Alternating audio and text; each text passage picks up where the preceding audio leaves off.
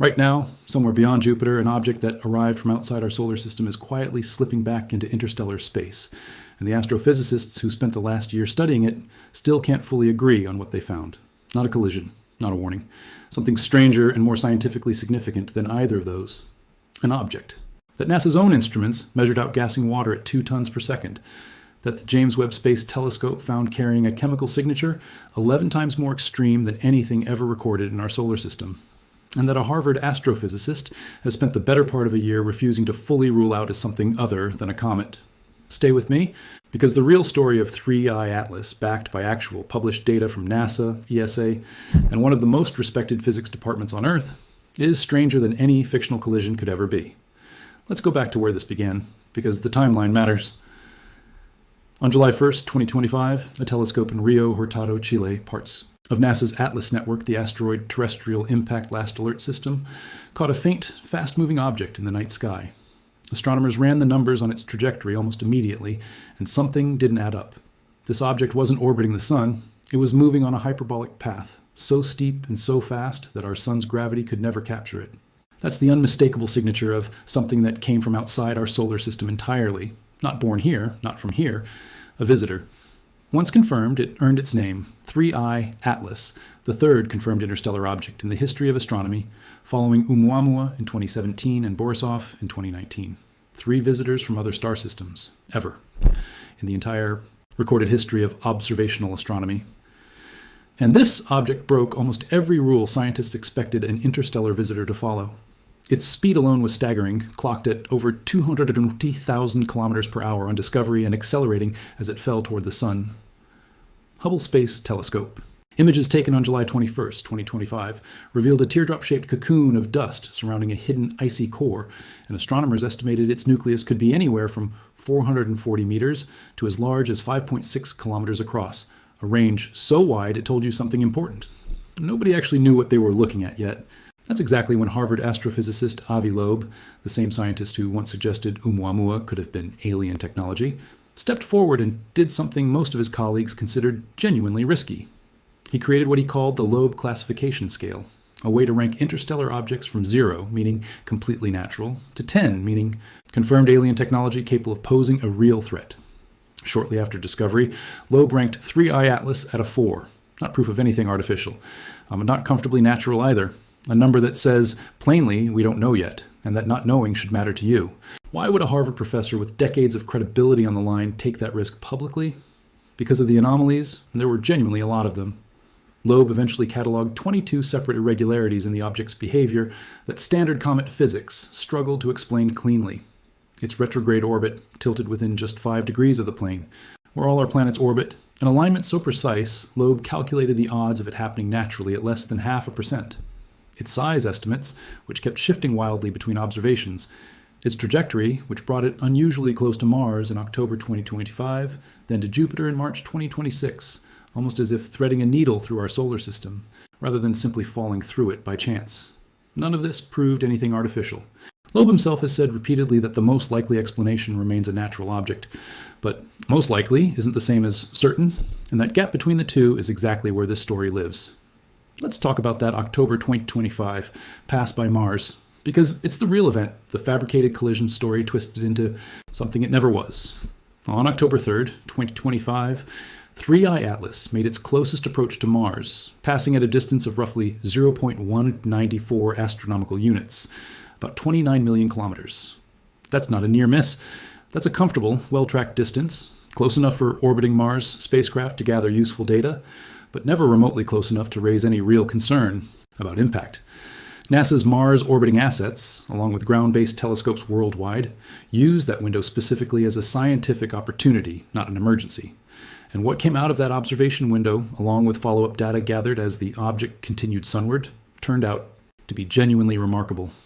As 3I Atlas approached its closest point to the Sun on October 29, 2025, telescopes across the planet turned to watch, and the data didn't disappoint.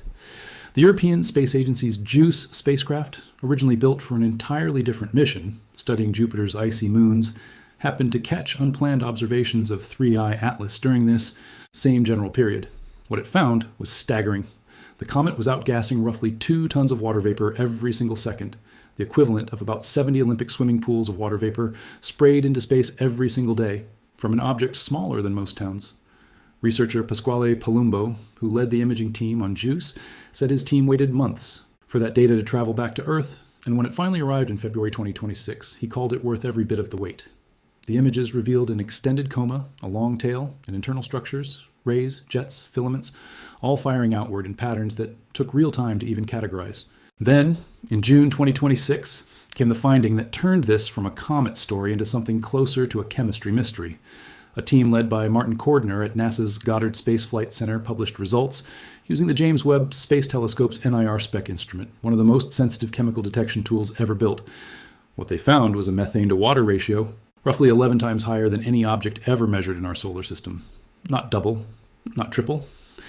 11 times more methane relative to water than anything recorded from any comet or asteroid native to our own cosmic neighborhood. NASA's own scientists explained this primarily through natural processes, thermal outgassing driven by unusual internal chemistry that formed under conditions completely different from anything in our solar system. And based on that same June 2026 data, scientists estimated the age of 3I Atlas at somewhere between 10 and 12 billion years old. Sit with that number for a second. Our solar system itself is only about 4.6 billion years old. This object, drifting past Jupiter as you watch this, may have formed before our sun even existed. It could be older than Earth, older than the moon, older than almost everything visible in our sky except light from the earliest galaxies.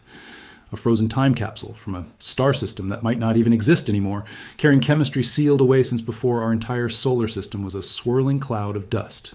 But an ancient natural object doesn't fully close every question, and that's exactly why the SETI Institute got involved. On June 3, 2026, using the Allen Telescope Array at the Hat Creek Radio Observatory in Northern California, a dedicated SETI team scanned a broad range of radio frequencies, specifically searching for technosignatures, any hint of an artificial signal coming from 3I Atlas. This was a serious, funded, methodical search conducted by one of the most established institutions in the field, not a fringe operation. The result: nothing. No artificial signals detected.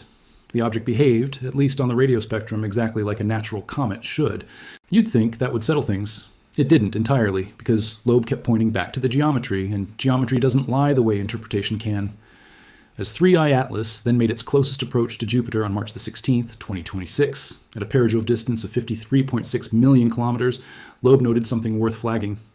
That distance sat remarkably close to Jupiter's Hill radius, the boundary of Jupiter's gravitational dominance, roughly 53.5 million kilometers, a near-perfect threading of the needle, again.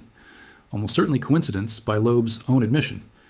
But when you line up a precisely tilted orbit, a close pass by Mars, a razor's edge pass by Jupiter's gravitational boundary, and an age older than our entire solar system, you understand why so many scientists, even the skeptical ones, kept their eyes locked on this object instead of dismissing it outright. Here's where NASA made its boldest move in this entire story. And it had nothing to do with planetary defense. It had to do with a once-in-a-lifetime scientific opportunity that almost didn't happen. Juno, the spacecraft already in orbit around Jupiter, had been running low on fuel after a decade of service, nearing the natural end of its operational life. But the timing of 3I Atlas's Jupiter approach created a genuine opportunity. Using something called a Jupiter-Oberth maneuver, essentially using the planet's own gravity as a slingshot, mission planners calculated that Juno could shift its orbit and intercept the path of 3I Atlas during its closest approach in March 2026. Loeb, working with researchers using NASA JPL's own navigation software, ran the numbers. Their analysis showed that with the right burn, Juno could get within roughly 27 million kilometers of the interstellar object, close enough for its onboard instruments to gather data no ground-based telescope on Earth could ever capture. If this succeeded, it would be the first time in human history that a spacecraft gathered close-up data on an interstellar object as it passed through our solar system. The optimal observation window ran from March 9th to March 22nd, 2026, and outside that narrow stretch of days, the opportunity would simply vanish, swallowed by the object's relentless speed. On March 16th, 2026, 3I Atlas made its closest approach to Jupiter, and Juno's instruments, hardened to survive Jupiter's punishing radiation, turned toward the passing visitor. Then came patience. Loeb wrote at the time that the world would simply have to wait, that science, unlike headlines, moves at the speed of verification, not speculation. Around this same period, ground-based observers kept watching too. On March 11, 2026, astrophotographer Tony Scarmato captured an image of the object using a 25-centimeter telescope, showing 3I Atlas as nothing more than a faint, fading dot against the stars, giving no visual hint of the scientific debate surrounding it. By late March and into April of 2026, with the Jupiter flyby behind it, 3I Atlas began heading back out toward interstellar space, following a path nearly symmetric to the one that brought it in. On April 10, 2026, Hubble captured one of the last clear images of the object, appearing as little more than a faint, fuzzy dot against a field of streaked background stars. A visitor quietly slipping away after months of forcing the scientific world to pay attention. So did Loeb finally back down once the Juno data came in? By late April 2026, with 3I Atlas roughly 1 billion kilometers away, 6.7 times the distance between Earth and the Sun, Loeb published an update on exactly where the object stood. The Juno data hadn't fully closed the case either way. Loeb confirmed the object's fading light curve showed no evidence of artificial self-produced light, a point in favor of the natural explanation. But he also revealed the team was still waiting on the complete dataset from Juno's closest approach, the true test of whether anything unusual happened during that March 16th flyby. As of his most recent public statements, Loeb had not fully abandoned his rank 4 classification, insisting that science moves at the pace of verified data, not the pace of a news cycle desperate for a headline. Not everyone in the scientific community agreed that caution was warranted. Critics have argued Loeb was, in their words, generating headlines by just asking questions, pointing out that comets are notoriously unpredictable and that jets of gas, venting unevenly from a rotating nucleus, can easily produce the kind of unexpected accelerations and brightness changes Loeb flagged as anomalies. MIT planetary scientist Sarah Seeger, one of the most respected exoplanet researchers alive, warned publicly that enthusiasm was outpacing evidence and that with thousands of exoplanets and now several interstellar objects in view, the temptation to overinterpret ambiguous signals is dangerously strong. That fight, playing out in real time between credentialed scientists on opposite sides of the same data, is the actual story here, not a fabricated impact scenario. So let's bring this to where it actually stands, because the honest ending here is more interesting than any invented collision could ever be. So let's bring this to where it actually stands, because the honest ending here is more interesting than any invented collision could ever be. 3I Atlas is now leaving. It's heading back out into the void between stars, on a path that will eventually carry it far beyond the reach of any telescope humanity currently operates, never to return. Whatever secrets sit buried in that ancient nucleus, whatever answers still hide in the unreleased Juno dataset, this was our one shot at this specific object. There is no second. Flyby. No do-over. Think about the sheer scale of what actually happened around this single visitor.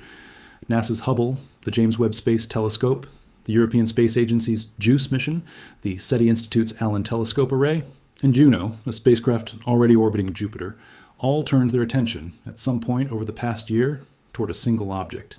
Smaller than most cities, racing through our solar system at tens of kilometers per second. That's never happened before. Not for Oumuamua in 2017, not for Borisov in 2019. This is the first time an interstellar visitor arrived when humanity actually had the technology, the telescopes, and the coordinated global will to genuinely study it while it was still here. And here's the honest answer about where the science actually landed. The signal, if you want to call it that, was never a collision course with Mars. It was a genuine unresolved scientific question about an ancient object's chemistry. Hints of unusual, extreme methane enrichment persist in the Webb data. Evidence for anything artificial has not been confirmed, and multiple independent lines of investigation, including a dedicated SETI radio search, came back negative. Researchers are already lining up more observation time to keep studying the data that's already been collected, because that's how real science actually resolves an open question, not through a countdown to impact, but through patient repeated verification long after the object itself has left. Here's what should genuinely excite you instead of a fabricated disaster. If a third interstellar object arrived and we caught it this well, imagine what happens with the fourth. Astronomers now believe, based on detection rates over the past decade, that objects like this may be far more common than previously assumed, simply too faint and too fast for older telescopes to catch. The Vera C. Rubin Observatory, now conducting its full sky survey from Chile, is expected to detect interstellar objects at a dramatically higher rate than the Atlas network alone ever could, potentially spotting several more within the next few years. The next one might not just be observed. It might be intercepted, sampled, maybe even reached by a dedicated spacecraft built specifically for the job, something agencies are already quietly designing. So where does that leave us tonight, watching a fading dot vanish back into the dark it came from? Somewhere between certainty and mystery, between just a comet and we genuinely cannot rule out otherwise, between the calm reassurance of NASA's official statements and the persistent uncomfortable questions of a Harvard professor who refuses to let this go until the data forces him to. Maybe that tension is exactly where we're supposed to sit right now, at the edge of what our instruments can prove, staring at a visitor older than our own solar system, wondering what it saw on its billion-year journey to reach us.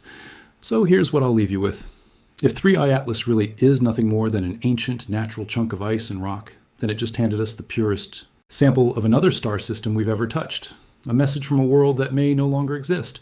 And if even a fraction of Avi Loeb's 22 anomalies turn out to matter, then we just watched something pass through our solar system that we still don't fully understand, and we let it go without a second look. Which possibility unsettles you more? Drop your answer below, because this conversation isn't over, and when the full Juno dataset finally goes public, you're going to want to already be here for it. Hit subscribe, turn on notifications, because the next interstellar visitor could already be on its way. And next time, we might not just watch it pass, we might reach out and touch it.